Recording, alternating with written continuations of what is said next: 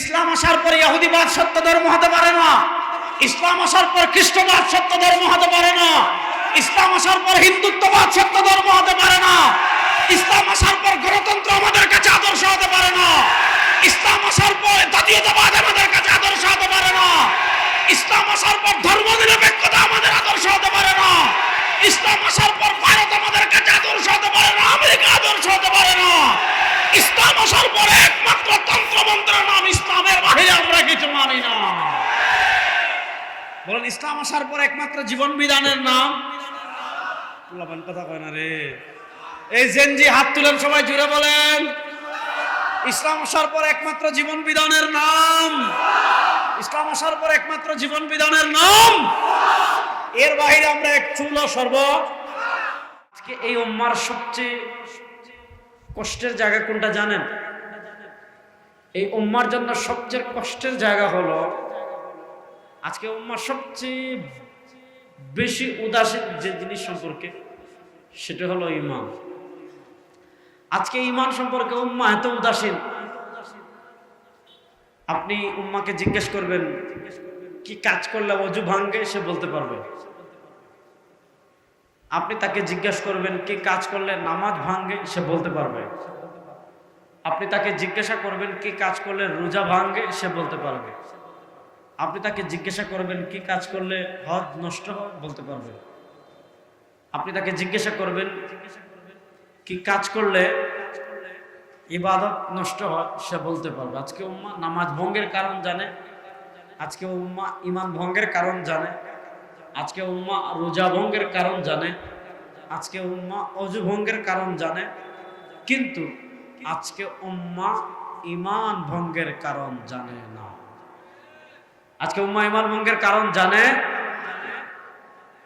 কিছু কথা এমন আছে যে কথা বললে ঈমান চলে যায়, কিছু কাজ এমন আছে যে কাজ করলে ঈমান চলে যায়, কিছু বিশ্বাস এমন আছে যে বিশ্বাস লালন করলে ঈমান চলে যায়। এই কোন কথা বললে ঈমান চলে যায়, কোন কাজ করলে ঈমান চলে যায়, কোন বিশ্বাস করলে ঈমান চলে যায়, আল্লামা ইবনে আবিদিন শামী রহমতুল্লাহ আলাইহি তার ফতোয়ায়ে শামীতে লিখেছেন। এগুলা প্রত্যেক মুসলমানের জন্য জানা ফরজে আইন। কিন্তু আজকে উম্মাহ এতটা উদাসীন হয়ে গিয়েছে, আজকে উম্মাহ ঈমান সম্পর্কে একেবারে গাফেল, একেবারে গাফেল। আমি ঈমান ভঙ্গের একটা কারণ বলি আজকে। দেখেন, দিন মানি ধর্ম, আমাদের ধর্মের নাম বেগুন জোরে কোন, আমাদের ধর্মের নাম জুড়ে বলেন, আমাদের ধর্মের নাম জুড়ে বলেন, আমাদের ধর্মের নাম।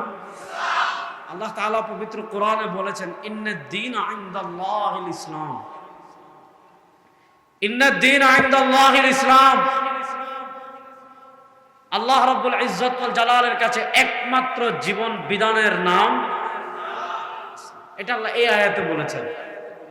আরেক আয়াতে আল্লাহ বলেছেন ওয়া মান ইয়াবতাগি গায়রাল ইসলামি দীনান ফালান ইউকবালা মিনহু ওয়া মান ইয়াবতাগি গায়রাল ইসলামি দীনান ফালান ইউকবালা মিনহু। ইসলাম ছাড়া কেউ যদি ইহুদিবাদকে দ্বীন হিসাবে গ্রহণ করে, ইসলাম ছাড়া কেউ যদি খ্রিস্টবাদকে দ্বীন হিসাবে গ্রহণ করে, ইসলাম ছাড়া কেউ যদি হিন্দুত্ববাদকে দ্বীন হিসাবে গ্রহণ করে, ইসলাম ছাড়া কেউ যদি ধর্মনিরপেক্ষতাকে দ্বীন হিসাবে গ্রহণ করে, ইসলাম ছাড়া কেউ যদি জাতীয়তাবাদকে দ্বীন হিসাবে গ্রহণ করে, ইসলাম ছাড়া কেউ যদি গণতন্ত্রকে দ্বীন হিসাবে গ্রহণ করে, আল্লাহ তাআলা বলেন ফালাই ইউকবালা মিনহু, কোশ্চিন কালেও কবুল করা হবে না। দ্বীন হিসাবে, ধর্ম হিসাবে আল্লাহ তাআলা আমাদেরকে একমাত্র যে জীবন বিধান দান করেছেন, সেই জীবন বিধানের নাম, বড় আস্তে বলেন, সেই জীবন বিধানের নাম বলেন না, সেই জীবন বিধানের নাম। আমি একটা ঘটনা শোনাই, তাহলে আপনারা বুঝতে পারবেন। ইমাম মুসলিম রাহিমাহুল্লাহ মুসলিম শরীফে একটা ঘটনা এনেছেন। বনী ইসরাইলের কথা আমরা শুনছি না? পৃথিবীর নিকৃষ্ট একটা জাতি ছিল বনী ইসরাইল, খুবই খারাপ, এদের চেয়ে খারাপ, এদের চেয়ে ইতর, এদের চেয়ে নিকৃষ্ট জাতি আল্লাহর জমিনে নাই।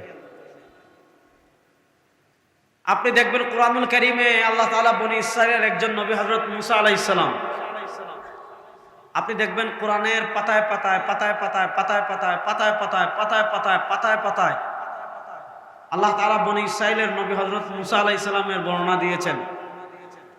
মুসা আলাইহিস সালামের উপর আল্লাহ তাআলা যে আসমানে কিতাব অবতীর্ণ করেছিলেন, সে আসমানে কিতাবের নাম ছিল তাওরাত। বলেন, সে আসমানে কিতাবের নাম ছিল তাওরাত। হযরত ওমর ইবনুল খাত্তাব রাদিয়াল্লাহু তাআলা আনহু একদিন নবী করিম সাল্লাল্লাহু আলাইহি ওয়াসাল্লামের কাছে এসেছেন। তার হাতে ছিল তাওরাত। তাওরাত হলো ওই আসমানি কিতাব, যে আসমানি কিতাব আল্লাহ তাআলা মুসা আলাইহিস সালামের উপর অবতীর্ণ করেছেন। উমর ইবনুল খাত্তাব রাদিয়াল্লাহু তাআলা তাওরাত নিয়ে কেন এসেছেন? উমর ইবনুল খাত্তাব রাদিয়াল্লাহু তাআলা নবী করিম সাল্লাল্লাহু আলাইহি ওয়াসাল্লামের কাছে তাওরাত নিয়ে এজন্য এসেছেন যে নবী করিম সাল্লাল্লাহু আলাইহি ওয়াসাল্লাম তার হাতে তাওরাত দেখলে খুশি হবেন। মাশাআল্লাহ, উমর রাদিয়াল্লাহু তাআলা অনেক জ্ঞান অন্বেষণ করতেছে। উমর রাদিয়াল্লাহু তাআলা পড়াশোনার মাত্রাটা অনেক বেশি, তিনি কোরআন পড়ছেন, সাথে তাওরাতও পড়ছেন, খুশি হবেন। কিন্তু উমর ইবনুল খাত্তাব রাদিয়াল্লাহু তাআলা বলেন, নবী করিম সাল্লাল্লাহু আলাইহি ওয়াসাল্লাম যখন তার হাতে তাওরাত দেখলেন, নবী করিম সাল্লাল্লাহু আলাইহি ওয়াসাল্লাম তার হাতে তাওরাত দেখে প্রচন্ড রাগ করলেন। প্রচন্ড রাগ করে বলেন, ইয়া উমর, লাউ কানা মূসা হাইয়ান মা ওয়াসিআ ইল্লা ইত্তিবাই। ইয়া উমর, লাউ কানা মূসা হাইয়ান মা ওয়াসিআ ইল্লা ইত্তিবাই। ও উমর, শুনো, তুমি কোরআন লাভ করার পর তাওরাত পড়ছো, তুমি ইসলাম আসার পর তাওরাত পড়ছো, তুমি সরওয়ারে দু আলম সাল্লাল্লাহু আলাইহি ওয়াসাল্লামের আদর্শ লাভ করার পর তাওরাত পড়ছো।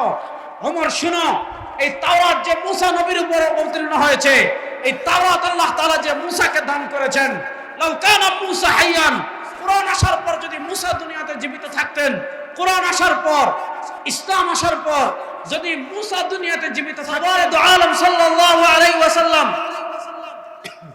দুনিয়াতে আসার পর যদি মুসাও জীবিত থাকতেন, মা ওয়াসিআ ইল্লা ইত্তিবাই, মুসা তার ধর্ম বাদ দিয়ে, মুসা তাওরাত বাদ দিয়ে সরওয়ারে দু আলম সাল্লাল্লাহু আলাইহি ওয়াসাল্লামের অনুসারী হয়ে যেত। তাহলে বোঝা গেল, ইসলাম আসার পর ইহুদিবাদ চলবে না। কেউ ইহুদি থাকলে থাকুক, সেটা তার অধিকার, কিন্তু ইসলাম আসার পর ইহুদিবাদ সত্য ধর্ম হতে পারে না। ইসলাম আসার পর খ্রিস্টবাদ সত্য ধর্ম হতে পারে না। ইসলাম আসার পর হিন্দুত্ববাদ সত্য ধর্ম হতে পারে না। ইসলাম আসার পর গণতন্ত্র আমাদের কাছে আদর্শ হতে পারে না। ইসলাম আসার পর জাতীয়তাবাদ আমাদের কাছে আদর্শ হতে পারে না। ইসলাম আসার পর ধর্মনিরপেক্ষতা আমাদের আদর্শ হতে পারে না। ইসলাম আসার পর ভারত আমাদের কাছে আদর্শ হতে পারে না, আমেরিকা আদর্শ হতে পারে না। ইসলাম আসার পর একমাত্র তন্ত্রমন্ত্রের নাম ইসলামের বাহিরে আমরা কিছু মানি না। বলেন, ইসলাম আসার পর একমাত্র জীবন বিধানের নাম, কথা কয় না রে, এই জেনজি হাত তুলেন সবাই জুড়ে বলেন, ইসলাম আসার পর একমাত্র জীবন বিধানের নাম, ইসলাম আসার পর একমাত্র জীবন বিধানের নাম, এর বাইরে আমরা এক চুল সর্ব